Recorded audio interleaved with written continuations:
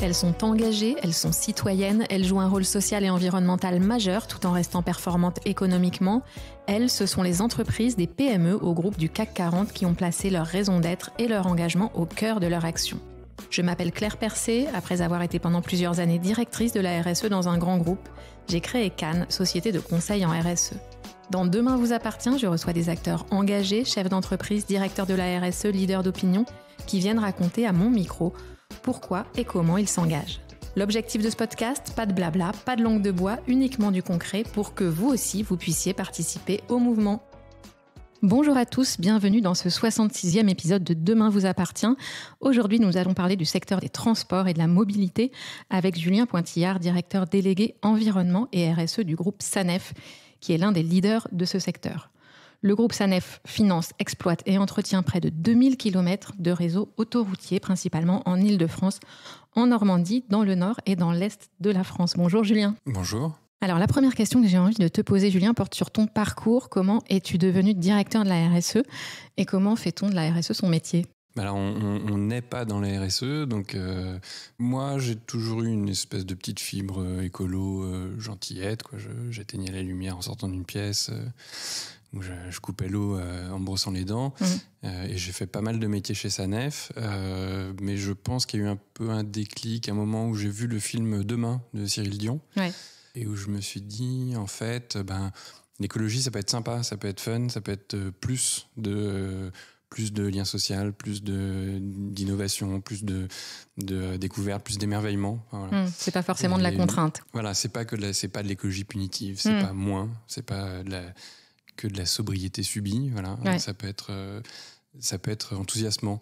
Donc là, j'ai commencé à me dire, chaque année, je vais essayer de faire un truc. Voilà. Donc on a commencé par avoir un lombricomposteur dans la cuisine, des petits vers de terre. Tous nos copains nous prenaient pour des fous en disant mais c'est dégoûtant. Et puis là, je me suis aperçu que mes filles, elles adoraient nourrir les vers de terre, les regarder. Voilà. Et petit à petit, j'ai commencé à un peu plus lire, à m'intéresser, à voir des reportages, à lire différentes études. Et puis, je suis arrivé à un moment où je me suis dit, je bosse dans une boîte qui exploite des autoroutes. C'est pas le truc le plus vert qu'on puisse imaginer.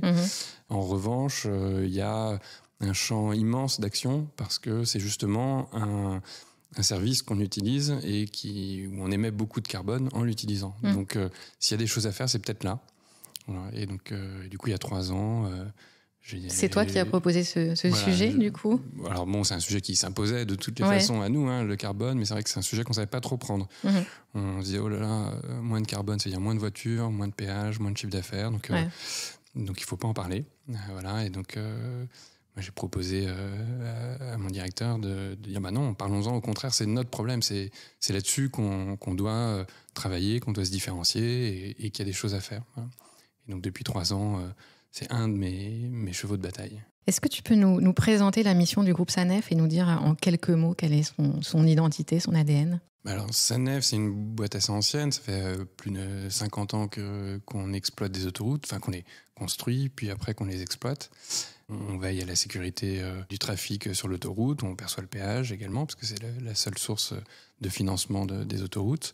Et puis maintenant, en fait, on réfléchit beaucoup à l'avenir des autoroutes, l'avenir du transport routier et à ce que l'on doit mettre en place pour le pérenniser aussi et faire en sorte que demain, avec moins de pétrole et puis avec beaucoup moins d'émissions de carbone, on puisse encore un peu se déplacer et déplacer des marchandises. Donc ça, c'est une réflexion qui est vraiment au cœur de votre activité. Et c'est une réflexion qui a émergé il y a un certain temps ou c'est assez récent finalement ? Ça fait 3-4 ans que, en fait, on a pris conscience du fait que c'était une question existentielle pour nous. Et que si on s'en occupait pas, on allait fermer la boutique rapidement, tranquillement, quoi. Voilà. Donc, c'est assez enthousiasmant, quoi, de se dire qu'en fait, on est là sur un enjeu majeur de société, évidemment, qui nous occupe dans nos vies personnelles au quotidien. Mais que moi, le matin, quand je me lève, c'est pour bosser sur comment est-ce qu'on peut continuer à se déplacer un peu, moyennement, beaucoup, je sais pas, mais et déplacer des marchandises dans un monde fini avec les contraintes qu'on connaît et sans mettre la planète sans dessus dessous. Alors, le transport routier est à l'origine de 94,7% des émissions de gaz à effet de serre du secteur des transports. Est-ce que, justement, transport routier et RSE, c'est compatible, selon toi ? Oui, c'est compatible. La question se pose même pas, en fait. C'est obligatoire. C'est-à-dire que alors c'est effectivement la quasi-totalité des émissions du transport, mais c'est un tiers des émissions du territoire français. Donc, de toutes les façons, si Air France veut respecter une trajectoire, il faut que le transport se décarbone massivement, beaucoup plus vite que ça n'a été le cas ces dernières années, où plutôt les émissions ont plutôt augmenté dans le secteur des transports. C'est une urgence pour nous de trouver des solutions et de changer nos habitudes. Et est-ce que l'utilisation des voitures électriques, c'est une solution efficace pour décarboner les transports ? Alors, oui. Bon, sur nos autoroutes, la moitié des émissions, c'est les voitures, la moitié des émissions, c'est les camions. Il y a une première solution pour décarboner qui est d'arrêter de circuler. La solution radicale. Voilà, on ferme les autoroutes, on ferme les routes. C'est une solution que certains préconisent, donc il faut la regarder sérieusement. Plus de transport, alors évidemment, ça veut dire plus partir en vacances à l'autre bout de la France. Ça, c'est embêtant, mais on peut vivre avec. Ça veut aussi dire plus de transport de marchandises, plus de transport de nourriture, plus de transport de médicaments, plus de transport de choses dont on aurait plus de mal à se priver. Donc oui, il faut arriver à maintenir un minimum de mobilité et de transport de marchandises décarbonés. Les voitures électriques et les voitures moins lourdes aussi, c'est évidemment le vecteur, l'axe prioritaire pour nous déjà, pour décarboner le transport de personnes, mais aussi le camion électrique pour décarboner le transport de marchandises. Ça pose tout un tas d'autres questions, de disponibilité, de matériaux, de construction, de renouvellement du parc, etc. Ça pose des questions sociales et d'accession aux véhicules électriques qui est beaucoup plus cher à l'achat. Mais toutes ces questions-là, il faut qu'on les traite parce qu'il n'y en a pas d'autres solutions. Et est-ce qu'il y a suffisamment de bornes de recharge sur les autoroutes, justement, pour la voiture électrique ? Alors oui, pour la voiture électrique, aujourd'hui, on a maintenant installé sur toutes nos aires de service des stations de recharge avec entre 8 et 16 points de recharge par aire de service. Il y a une aire de service tous les 40 km en France. Et depuis cet été, je pense que les gens constatent que en fait, se déplacer en véhicule électrique sur autoroute, maintenant, c'est plus du tout un problème. Je me souviens, il y a encore 2 ans, quand on commençait, nous, à avoir des véhicules électriques, où ceux qui avaient des véhicules électriques de société et qui partaient en vacances disaient j'ai réservé tel hôtel parce qu'il y a une borne au milieu de mon trajet, je vais m'arrêter manger là parce que comme ça je pourrais manger. Voilà. Ouais, c'est toute une organisation. Il fallait s'y prendre une semaine avant, c'était très compliqué. Aujourd'hui, on part avec son véhicule électrique et puis quand on a besoin de se recharger, on s'arrête, on se recharge. Donc on a posé massivement on a plus de 650 bornes sur l'ensemble de notre réseau. C'est des bornes très rapides à 150 kW, donc ça permet de se recharger assez rapidement. Enfin, en 20 minutes, on fait une bonne partie du plein. Donc c'est suffisant, mais assez rapidement, j'espère, ça va devenir insuffisant. C'est-à-dire que le parc va s'électrifier et il est d'ores et déjà prévu d'agrandir les capacités des stations au fur et à mesure que le parc grossit. Il y a déjà des stations qu'il a fallu agrandir parce qu'on avait vu un peu trop juste à l'installation. Donc c'est plutôt bon signe. Voilà, ce que j'allais dire, c'est positif. Ça pose une vraie question sur les pics, parce que l'été, forcément, il y a plus de gens qui font des longs trajets. En ce moment, là, en dehors des ponts en novembre, c'est sûr qu'il y a moins de gens sur autoroute qui font des longs trajets. Donc, on n'a pas de problème de capacité. L'été, le 15 août, le 14 juillet, là, il faut arriver à recharger toutes les voitures qui le demandent et c'est un défi important. Vous menez actuellement une expérimentation pour décarboner le transport routier de marchandises en Europe. Tu peux nous en parler ? Oui, alors ça, c'est notre petit bébé qu'on appelle ECTN. C'est un projet qu'on mène avec Seva Logistique, un énorme logisticien mondial, mais est très implanté en France, et Engie. En fait, l'idée, c'est de se dire que les camions électriques sont beaucoup plus chers à l'achat et ont aujourd'hui des autonomies qui sont encore faibles. Et donc, comment est-ce qu'on arrive à imaginer qu'on puisse transporter des marchandises sur de longues distances avec des camions électriques ? Et donc pour ça, nous, dans ECTN, ce qu'on teste, c'est un système où les camions, un peu sur le modèle des relais de poste de l'époque, font les 250 km que leur permettent l'autonomie, puis passent la marchandise à un autre camion électrique qui continue sur les 250 km d'après et font la navette. Alors ça paraît tout bête, enfin, je veux dire, c'est pas comme ça conceptuellement, c'est assez simple. En fait, ça a plein d'avantages. Ça permet de faire de la longue distance avec des camions qui ont des faibles autonomies. Donc, de ne pas être dans la course à l'autonomie avec des tonnes et des tonnes de batteries embarquées qui posent problème parce que du coup, on peut mettre moins de marchandises. Donc, on ne résout pas vraiment la question. Là, il suffit d'une petite autonomie pour pouvoir faire des longues distances. Ça résout d'autres problèmes qui sont que les chauffeurs qui sont dans notre expérimentation, ils font l'aller le matin, le retour l'après-midi et le soir, ils rentrent chez eux. Et aujourd'hui, en Europe, il y a une forte pénurie de chauffeurs routiers, notamment longue distance, parce que partir toute la semaine de chez soi... Pas de vie de famille. Voilà. Donc, ça permet aussi d'avoir des métiers avec des horaires plus sympathiques, et donc de contribuer à l'attractivité du métier sans course à l'autonomie. Donc, et puis, dernier avantage, c'est que ça permet aussi de lisser les charges sur toute la journée, et donc de ne pas non plus être dans une course à l'équipement en borne et en puissance électrique, puisque en fait, il y a des camions en permanence qui se rechargent, donc on optimise l'utilisation du réseau Enedis, l'utilisation de la borne, l'utilisation du camion. En fait, ça n'a que des avantages. On est très contents. Ça, c'est donc une expérimentation. Oui. Mais c'est destiné à être déployé, j'imagine, puisque ça a l'air de bien fonctionner, de faire ses preuves. Oui, alors on a commencé tout petit, avec 4 camions entre Lille et Avignon, donc sur le corridor Lille et Avignon. On va rajouter 4 camions dans 2 semaines.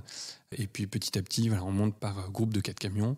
L'idée, c'est de démontrer que ça marche et ensuite de pouvoir déployer ça beaucoup plus largement avec l'arrivée des camions électriques aussi qui maintenant, en 2025, va vraiment commencer à se voir sur nos routes et de réaliser comme ça des grands hubs de rechargement et d'échange de marchandises sur l'autoroute pour qu'il n'y ait pas de rupture de charge trop importante et pour que le système fonctionne partout, en France et en Europe.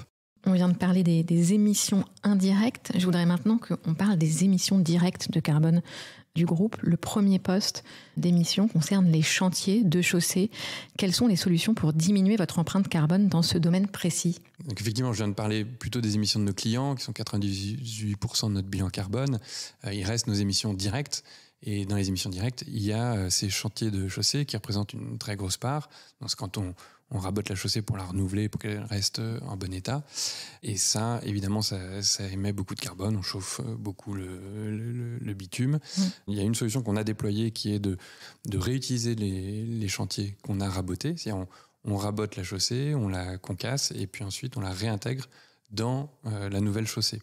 Donc ça permet d'économiser de la matière, de ne pas aller chercher des matériaux à l'autre bout de la France, donc d'économiser du carburant. Ça permet de moins chauffer aussi le bitume. On essaye aussi d'essayer de désenrober à température plus faible, parce que c'est un gros poste d'émission. On a déjà pas mal réduit nos émissions sur ces chantiers. C'était plutôt satisfaisant, mais il reste du boulot. Et donc, les émissions, vous les suivez, vous avez des indicateurs d'une année sur l'autre, vous mesurez les progrès que vous faites, tu arrives à avoir de la visibilité ? Alors oui, depuis assez longtemps maintenant, on a un bilan carbone annuel où on peut voir un peu les évolutions de ce qu'on a mis en place et ce que ça donne sur notre empreinte carbone. On essaye de faire ça de façon assez pragmatique, c'est-à-dire qu'on prend notre bilan carbone, on classe par plus gros poste d'émission et puis on se dit tout ce qui est au-dessus de 1000 tonnes par an, il faut qu'on fasse quelque chose, quoi. Donc, les émissions des chantiers, il y a toutes nos consommations de carburant aussi, puisque une partie de notre métier, c'est de circuler sur autoroute pour vérifier que tout va bien. Donc, dans des fourgons qui consomment plus de 15 litres au 100, donc, qui tournent toute la journée. Donc, forcément, on brûle du carburant.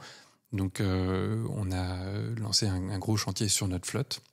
Pour tout ce qui est nos véhicules légers, maintenant, on passe à 100% électrique. Donc on achète plus. J'allais te demander pourquoi il n'y a pas de fourgon électrique. Alors, les fourgons, c'est un peu plus compliqué. Donc on le fait quand c'est possible, en fonction de l'usage du fourgon. Comme on a des fourgons qui circulent toute la journée sur autoroute, les autonomies posent un vrai problème. Donc dès que c'est possible, on électrifie.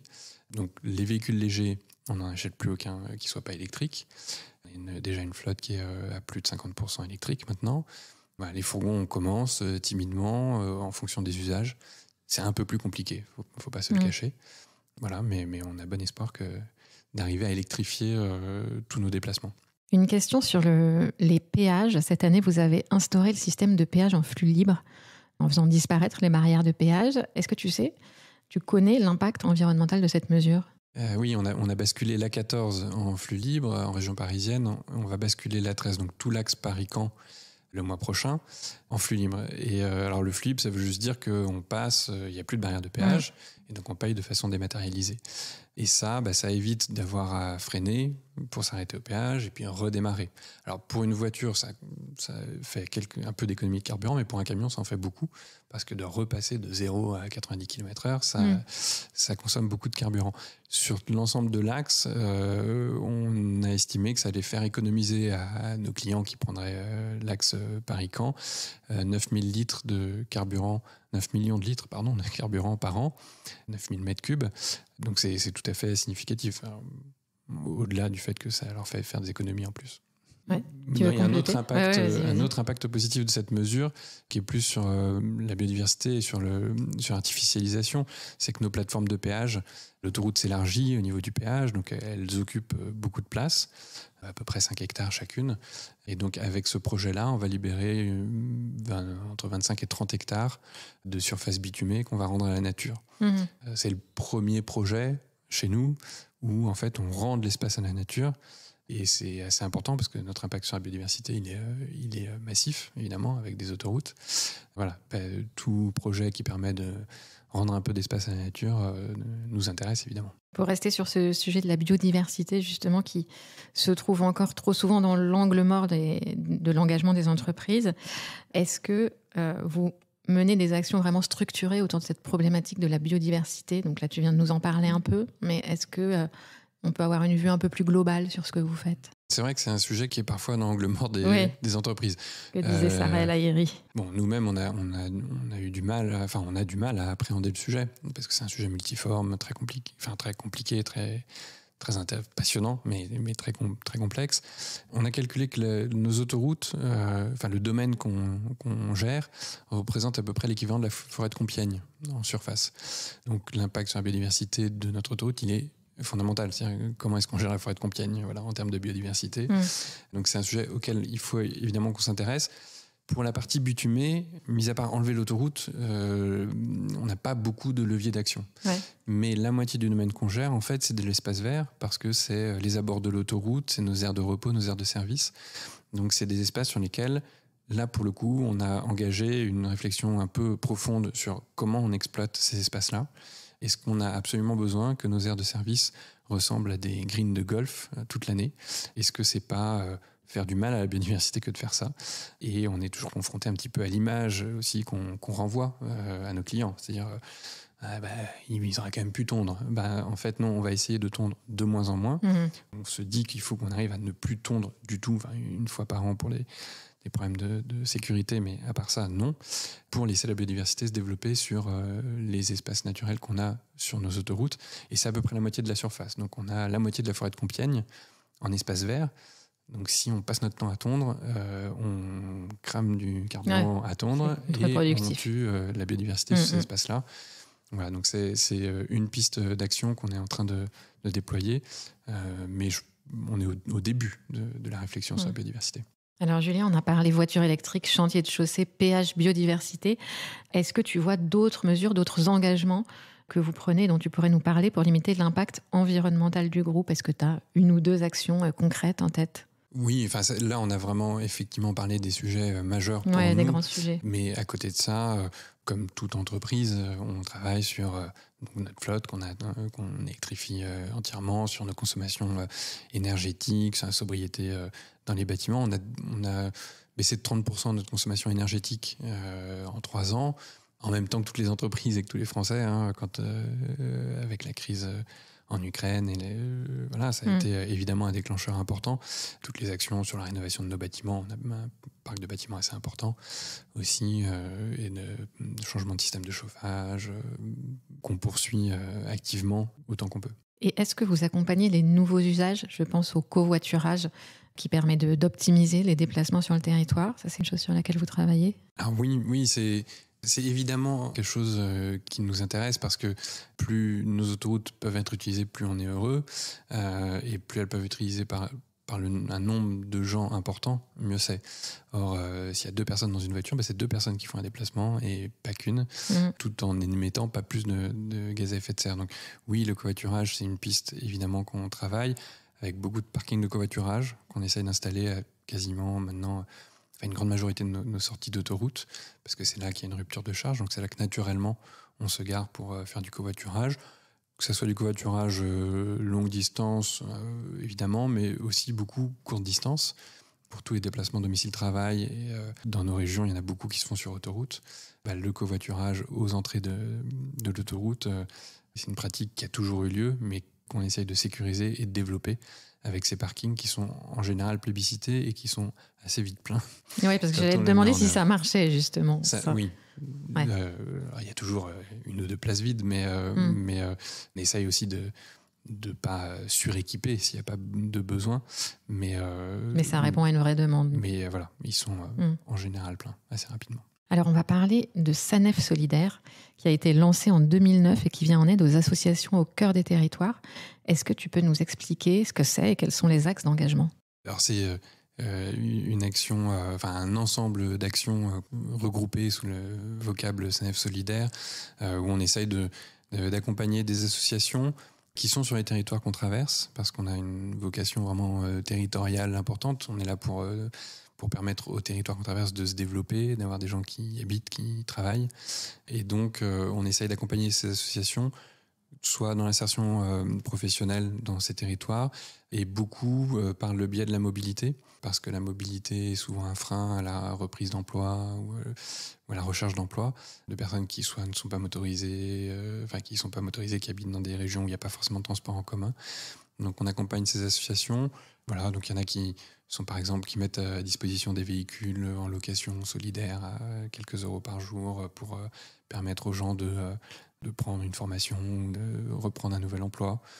Beaucoup de garages solidaires ou des auto-écoles solidaires aussi, dans des endroits où ne pas avoir son permis, ça veut dire être assigné à résidence, quoi. Donc voilà, c'est dans cet axe-là qu'on essaie de développer nos actions. Et cette année, donc en 2024, SANEF Solidaire a lancé son 3e appel à projet, intitulé Mobilité pour tous. Est-ce que tu peux nous donner quelques exemples des projets qui ont été retenus ? En fait, ces projets-là, donc de location de véhicules solidaires ou de garages solidaires, en fait, on s'est dit qu'on ne connaissait pas bien les difficultés des gens sur la mobilité dans nos territoires, et que donc la meilleure façon d'être pertinent, c'était finalement de demander aux associations, aux acteurs présents dans les territoires, ce que eux portaient comme projet, et eux voyaient qu'il y avait des besoins. Et ils ont répondu présent. D'où cet appel à projet. Alors, il y avait un certain nombre d'associations qu'on connaît depuis longtemps, et donc on leur a dit, il y a cet appel à projet, profitez-en pour nous proposer vos projets. Mais on a vu arriver tout un tas d'associations qu'on ne connaissait pas, avec des projets aussi qu'on a un peu découverts.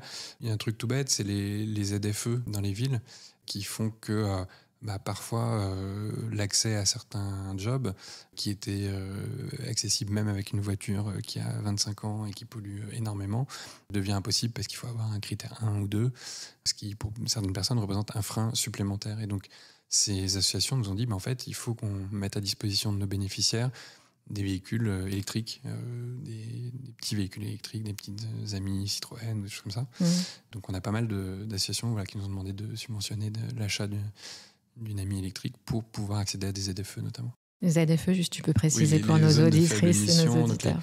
Les zones de restriction de circulation dans les centres-villes, où ne peuvent entrer que des véhicules particulièrement vertueux d'un point de vue écologique. Donc, nous, ça nous intéresse. On trouve que c'est très bien.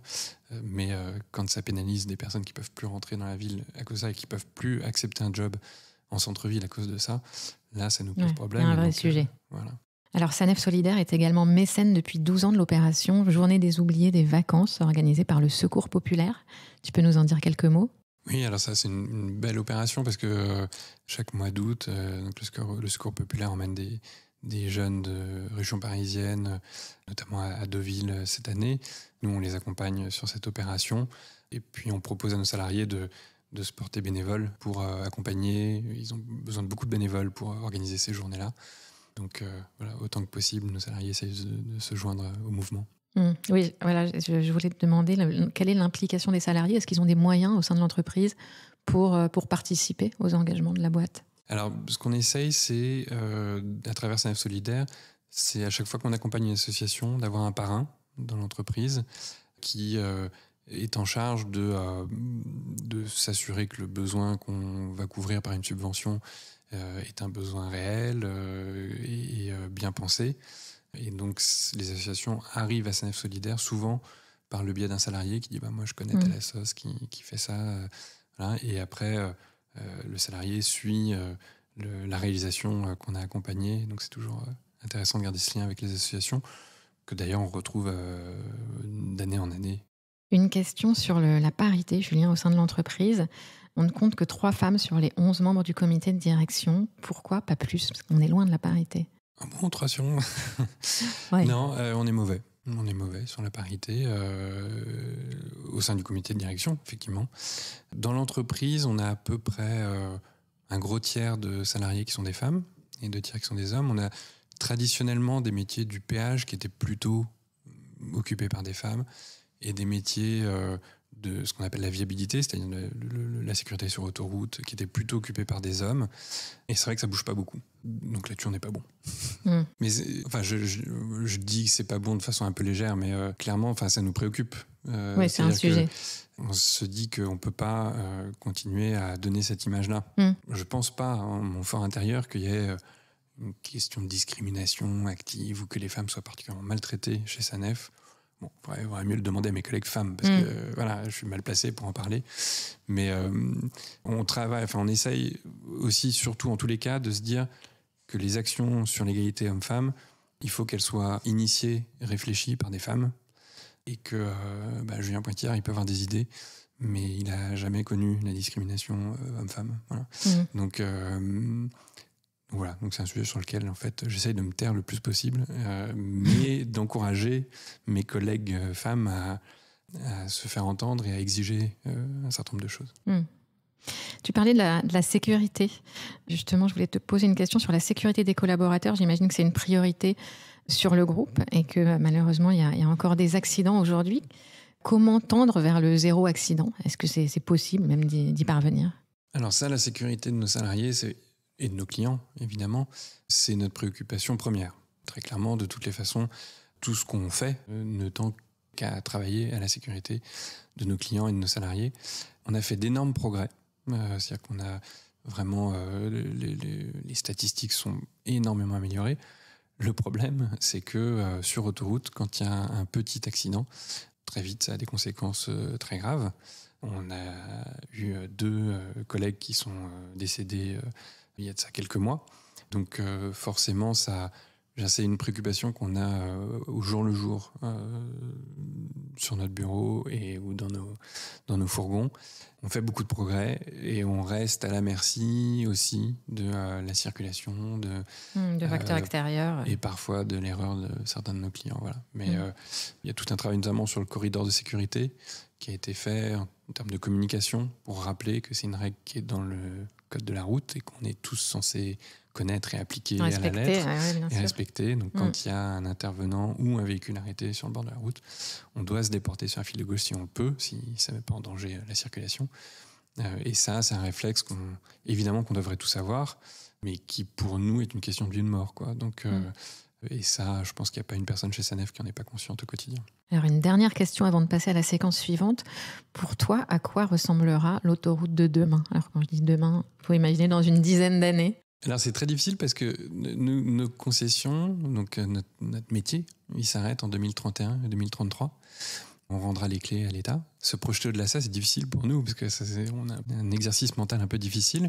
Alors, dis-toi 2031. Mais voilà. C'est quelle vision pour l'autoroute? Plus tard, pour moi, il y a une évidence qui est que tous les scénarios de décarbonation un peu sérieux qu'on peut lire, qui sont produits par l'État, la SNBC ou par les associations, je pense au Shift ou des choses comme ça, tous ces scénarios-là disent qu'il y a une baisse du trafic, qu'il doit y avoir une baisse du trafic routier. Donc plus de covoiturage, peut-être plus de bus, pas forcément moins de mobilité, mais en tous les cas, moins de trafic.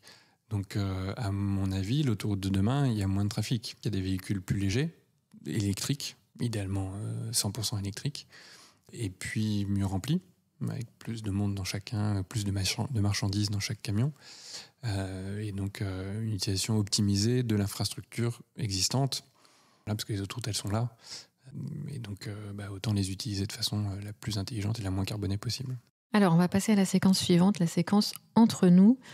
Entre nous, Julien, que penses-tu de la construction de l'autoroute entre Castres et Toulouse, la fameuse A69 qui fait polémique depuis plusieurs mois? Ah bah dis donc. On est entre nous. C'est entre nous, il n'y a personne qui écoute. Non, personne n'écoute. Je suis un peu jugé parti, d'abord parce que je travaille pour une boîte d'autoroute, donc l'autoroute, c'est bien, et que j'aime. C'est pour ça que je te pose la question. Et que j'aime notre métier. Non, en plus, j'ai de la famille dans le Tarn, j'ai des racines familiales dans le Tarn, c'est un département que j'adore. Entre nous, quand on voit tous les scénarios de décarbonation, il y a moins de trafic. Donc il faudrait être quand même sacrément schizophrène. Alors on l'est, individuellement, collectivement, on l'est. Mais il faudrait quand même être sacrément schizophrène pour se dire à l'avenir, il y aura moins de trafic, mais plus de routes, plus d'autoroutes.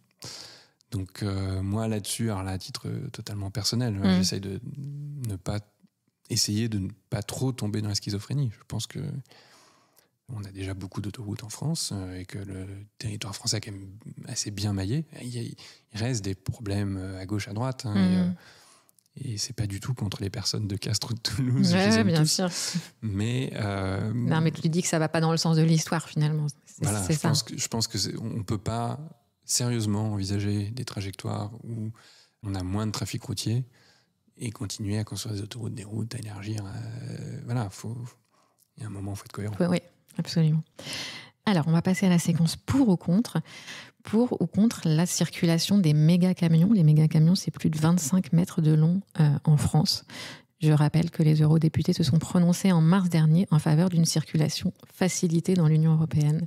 C'est un sujet pas facile, parce qu'en fait, moi, ma première réaction, ça a été quand il y a eu le débat assez fort, puisque en gros, l'Europe a dit oui, puis la France a dit non, quoi. Enfin bon. Moi, au début, je me dis, c'est bien, des camions, ça consomme moins, parce que quand il y a on transporte plus de marchandises, il y a moins de frottement avec l'air, donc effectivement, ça fait des économies de carburant à la tonne de marchandises transportées. Donc j'étais assez pour. Et puis, en me renseignant un peu plus, en fait, je comprends que les économies, le shift à chiffrer ces économies de carburant à quelques pourcents, en fait, à la tonne transportée. Donc, en fait, manifestement, c'est pas vraiment une solution qui va nous permettre de décarboner massivement. C'est marginal. Le transport de marchandises.